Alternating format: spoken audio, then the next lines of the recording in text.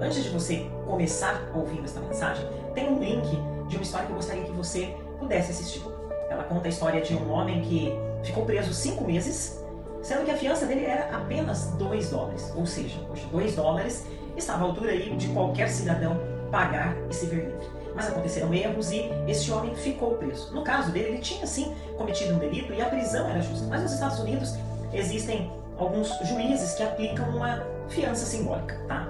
Isso me fez lembrar de uma história que diz que nos Estados Unidos também, lá no Velho Oeste, um homem, muito gente boa, um dia ele pisou na bola e cometeu um delito, foi preso, mas a população da cidade constantemente pleiteava pela soltura dele. Ia até o xerife, falava, olha, ele é gente boa, conversa com o governador, e fizeram campanhas, abaixo assinado, tudo para que aquele homem fosse livre.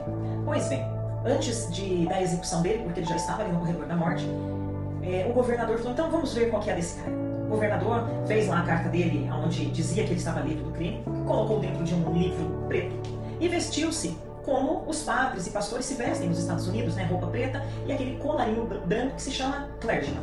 Então, quando ele chegou lá no corredor da morte para falar com esse homem, o homem logo o identificou como uma autoridade religiosa e ele muito nervoso, muito preocupado, um monte de coisa passando na cabeça dele, afinal de contas, corredor da morte, né?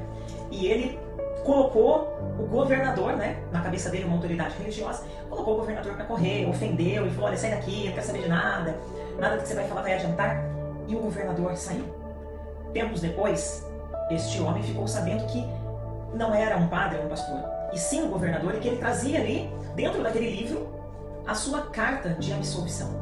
E ele ficou muito pesaroso, mas o governador já tinha ido embora e já tinha rolado todos os trâmites para a execução dele. E chegou o dia da execução. E ele pediu a palavra e ele deixou um recado. Ele falou, olha, hoje eu estou morrendo, não pelo crime que eu cometi, não pelos pecados que eu cometi, mas porque eu rejeitei o perdão. E quantas vezes nós rejeitamos o perdão na nossa vida?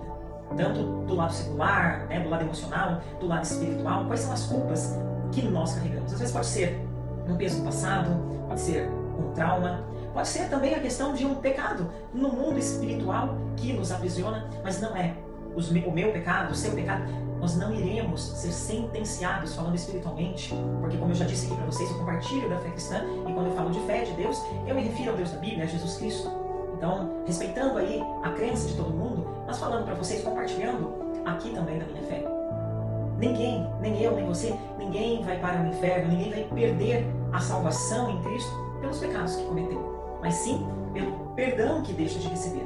E para você receber o perdão de Cristo, nós temos que entender a obra salvadora da cruz, né? Primeiro entender que somos sim pecadores, que todos pecaram e estão destituídos, desligados, estão fora da graça de Deus, mas que entendermos o sacrifício de Jesus, o sangue derramado na cruz, e que Ele é o único caminho que liga, que reconecta o homem a Deus, e Ele é o nosso único Salvador, isso nos perdoa de todos os nossos pecados, pelo sangue que já foi derramado na cruz. Então, se o sangue de Cristo está disponível, nós não precisamos mais perecer por conta dos nossos pecados, mas muitas vezes somos nós mesmos que nos sentenciamos.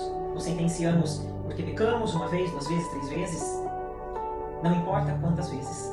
O sangue de Jesus já foi derramado e o perdão está disponível.